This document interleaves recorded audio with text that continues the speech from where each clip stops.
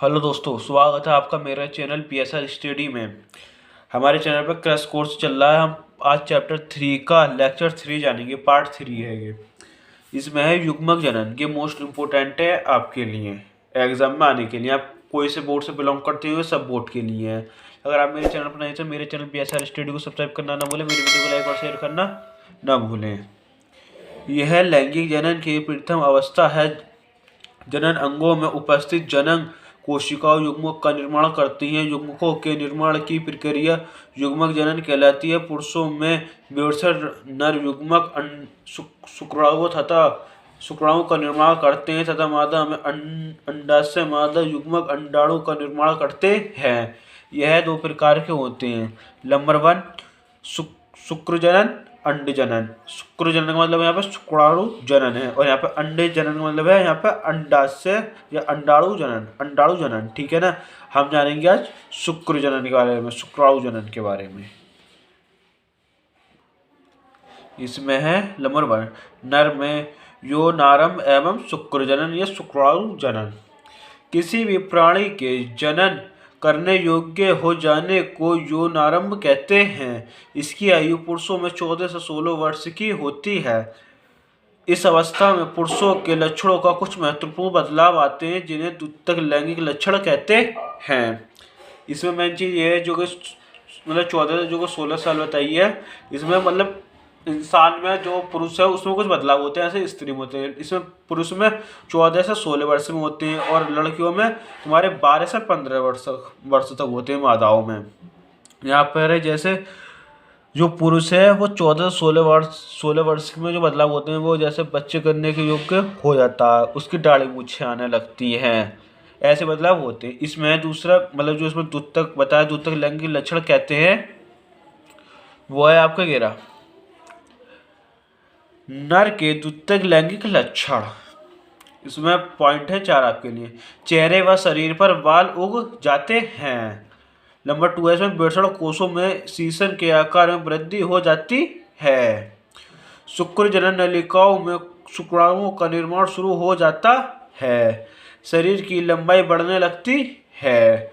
Not वृषण के स्तरित टेस्टोस्टेरोन एवं एंड्रोस्टेरोन नर में यौनारंभ को प्रेरित करते हैं। ये आपके हार्मोन्स होते हैं दोनों, जो आपके जो नर है उसमें यौनारंभ को प्रेरित करते हैं, मतलब उसमें जो बदलाव करते हैं, जो बदलाव आते हैं, इन दो हार्मोन्सों की वजह से होता है। शुक्र जनन या शुक्राणु जनन। नर के वृषणों की उपकला कोशिकाओं से अर्धसूत्री विभाजन द्वारा शुक्राणु निर्माण की क्रिया को शुक्र जनन या शुक्राणु जनन कहते हैं। नॉट यहाँ पर यह प्रक्रिया वृषण की शुक्र जनन नलिकाओं में होती है। अगर आपने जो कि वृषण, अगर आपने वृषण को नहीं पढ़ा है, वृषण में शुक्र जनन होता है, तो मैं आपको डिस्क्रिप्शन में लिंक दे दूंगा।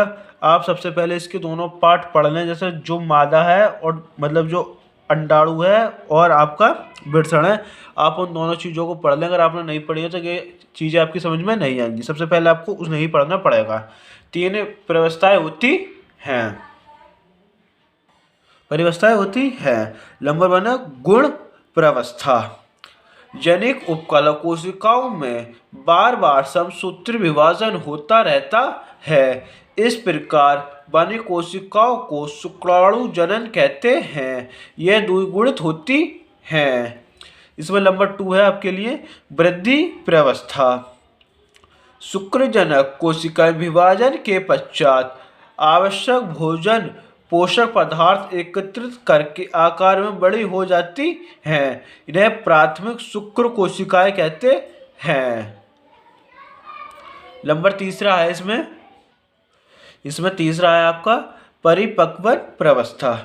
प्रत्येक प्राथमिक शुक्र कोशिकाओं 2 बार विभाजित होती हैं। इन कोशिकाओं में 2 बार अर्धसूत्री विभाजन होता है। प्रथम अर्धसूत्री विभाजन के फलस्वरूप बनी दोनों कोशिकाओं को द्वितीयक शुक्र कोशिका कहते हैं। कुछ समय पश्चात दूसरा अर्धसूत्री विभाजन होता है, जिसे चर अगुणित पूर्व शुक्र बनते हैं। मैं अभी आपको इसे समझाऊंगा, इसके पहले भी 2 पॉइंट और पढ़ लेते हैं। नंबर 1 पॉइंट है इसमें, पूर्व शुक्राणुओं के कार्यांतरण के शुक्राणु का निर्माण होता है। इस जटिल प्रक्रिया को शुक्र कायनांतरण कहते हैं। नंबर 2 है इसमें, प्रत्येक शुक्राणु के विकास में दो से 2.5 माह तक का समय लगता है। मतलब जो शुक्राणु उसका विकास 2 से 2.5 महीने में होता है। अब हम जानेंगे शुक्र जनन क्या होता है।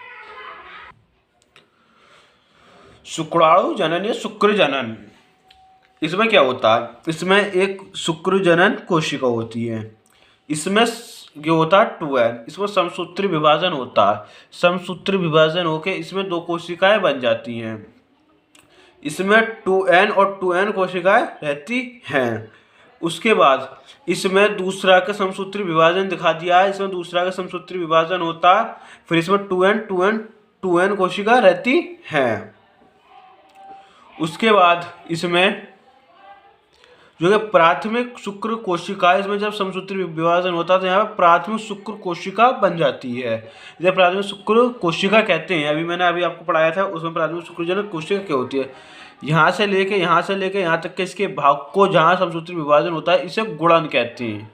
गुणन प्रवस्था जो होती है, ठीक है ना, इसे गुणन प्रवस्था कहते हैं। जो कि आपका शुक्र जनक है, जो कि एक बड़ी कोशिका है जिसे हम परसों शुक्र कोशिका कह रहे हैं कि 4 कोशिकाएं। तो हमने आपको यहाँ एक ही कोशिका का समझाएंगे। इसमें से हमने एक कोशिका यहाँ बना ली और इसे यहाँ पर बड़ी कर ली है। इसे बोलते हैं हम परसों शुक्र कोशिका। इसमें भी 2n होते हैं और इस भाग को हम कहते हैं वृद्धि। क्या कहते हैं इसे? वृद्धि। और इसमें जब ये परसों शुक्र कोशिका होती है तो इसमें होता है आपका अर्धसूत्री विभाजन। अर्धसूत्री विभाजन फर्स्ट होता है आपका। जब अर्धसूत्री विभाजन फर्स्ट होता है तो उसमें गुणसूत्रों की संख्या क्या हो जाती है? आधी हो जाती है। n इसमें आ गई, n इसमें आ गई। हम इसे बोलते हैं द्वितीयक शुक्र कोशिका बोलते हैं। क्या बोलते हैं हम इसे? द्वितीयक शुक्र कोशिका कहते हैं। और जो कि 2 कोशिकाएं बनी हैं हम इन्हें परिपक्वन कहते हैं। इसमें अर्धसूत्री विभाजन फर्स्ट होता है। उसके बाद है आपका नीचे, फिर इसमें अर्धसूत्री विभाजन सेकंड होता है। जो ये है इनमें अर्धसूत्री विभाजन सेकंड होता है। यहाँ पर जब इसमें अर्धसूत्री विभाजन सेकंड हो जाता है, शुक्राणु 4 बन जाते हैं। कितने शुक्राणु बन जाते हैं आपके? 4 शुक्राणु बन जाते हैं। तो इसमें जो संख्या गुणसूत्रों की वो मतलब अर्धसूत्री विभाजन में समान रहती है, क्योंकि यहाँ n है तो यहाँ n। अभी यहाँ पर आपको ऊपर बात है समसूत्री विभाजन, तो वहाँ पर गुणसूत्रों की संख्या उसमें आदि नहीं होती। अर्धसूत्री विभाजन में इनकी संख्या आदि होती है। जो कि बनते हैं शुक्राणु, इन्हें बोलते हैं शुक्राणु परसु।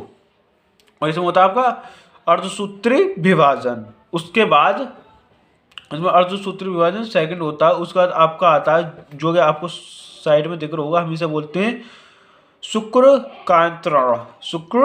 कायंत्रण। ठीक है ना। उसके बाद क्या आपके हो गए, क्या होता है कि आपका शुक्र होता है जिसे हम क्या बोलते हैं? शुक्राणु। हम जिसे हम स्पंज बोलते हैं। स्पंज जब प्रवेश करता है वो होते हैं शुक्राणु। तो वो प्रवेश करके सीधा यहाँ जाता है शुक्राणु जनन में, जो आपके स्पंज होता है।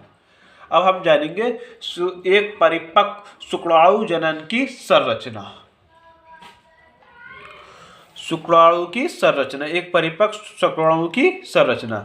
प्रत्येक शुक्राणु सूक्ष्मदर्शी है, पतला लंबा होता है। इसके निम्न 4 भाग होते हैं। नंबर 1 है इसका शीर्ष, या इसे सिर भी कहते हैं। यह शुक्राणु का शीर्ष भाग होता है जिसमें एक बड़ा व आगुणित केंद्र होता है। इसके अग्रभाग पर एक टोपीनुमा संरचना होती है जिसे हम अंडपिंडक कहते हैं, जिसमें जल अपघटनी बीकर जैसे हाइलुनोरिडेज पाया जाता है, जो निषेचन के समय अंडाणु की झिल्ली को करने में सहायक होता है। ठीक है ना। अभी मैं आपको इसका एक चित्र भी दिखाऊंगा। और इसमें फिर जो भाग होते हैं वो 3 भाग ये होते हैं। तीसरा भाग होता है आपका गिरवा क्या होता है? यह भाग यह भाग थोड़ा छोटा होता है जिसमें दो तारक केंद्रक होते हैं। ये आपको ये चित्र में दिखाई नहीं देगा, गिरवक कहाँ होता है आपको ये दिखाई नहीं देने का। उसके बाद आपको होता है मध्य भाग। इसे शुक्राणु का शक्ति ग्रह कहते हैं। इसमें उपस्थित सूक्ष्म नलिकाओं में अनेक माइटोकॉन्ड्रिया लिपटे होते हैं। ये शुक्राणु को गति प्रदान करने के लिए ऊर्जा उत्पन्न करते हैं। पूंछ, यह शुक्राणु का अंतिम लंबा भाग होता है जो जीवद्रव्य की झिल्ली के रूप में होता है। आपको अपनी स्क्रीन पर एक चित्र दिखाई दे रहा होगा, जो उसके ऊपर का भाग होता है हम उसे शीर्ष बोलते हैं या सिर बोलते हैं। उसमें सिर लिखा हुआ है, सिर। जो उसके बीच का भाग है उसे हम मध्य भाग कहते हैं। उसमें बतेरे माइटोकॉन्ड्रिया पाए जाते हैं और वो गति प्रदान करते हैं। उसका जो सबसे नीचे भाग होता है हम उसे पूंछ बोलते हैं। ये मतलब शुक्राणु का सबसे लंबा भाग होता है। कुछ पॉइंट है आपके लिए, मोस्ट इम्पोर्टेंट है इसलिए बता रहा हूँ आपके लिए। वीर्य, यह सहायक जनन ग्रंथि एवं शुक्राणुओं का एक तरल मिश्रण होता है। नंबर 2 है इसमें, यह एक सफेद चिपचिपा तथा क्षारीय द्रव्य होता है। एक बार मैथुन क्रिया के दौरान वीर्य के संकलित मात्रा 2.5 से 4 ml तक हो सकती है। इसमें चौथा है, इसमें शुक्राणुओं की संख्या लगभग 40 करोड़ तक हो सकती है। अधिकतम संख्या इसकी 40 करोड़ तक हो सकती है। यह इसमें 5वां है आपका, यह शुक्राणुओं की गति के लिए तरल माध्यम प्रदान करता है। नंबर 5वां है, इसे हम स्पंप बोलते हैं, स्पंज। नंबर 5वां है आपका, छठा है, वीर्य शुक्राणुओं को पोषण देने के साथ योनि मार्ग की अम्लता की उदासीन करते हैं। आज आपको मैं इतना ही बताऊंगा। शुक्राणु की संरचना आज पूरी हो गई। उसके बाद हम जानेंगे अंडाणु की संरचना। अगर आप मेरे चैनल पर नए हैं तो मेरे चैनल BSR स्टडी को सब्सक्राइब करना ना भूलें। मेरी वीडियो को लाइक और शेयर करना ना भूलें। मिलते हैं आपसे एक अगली वीडियो में।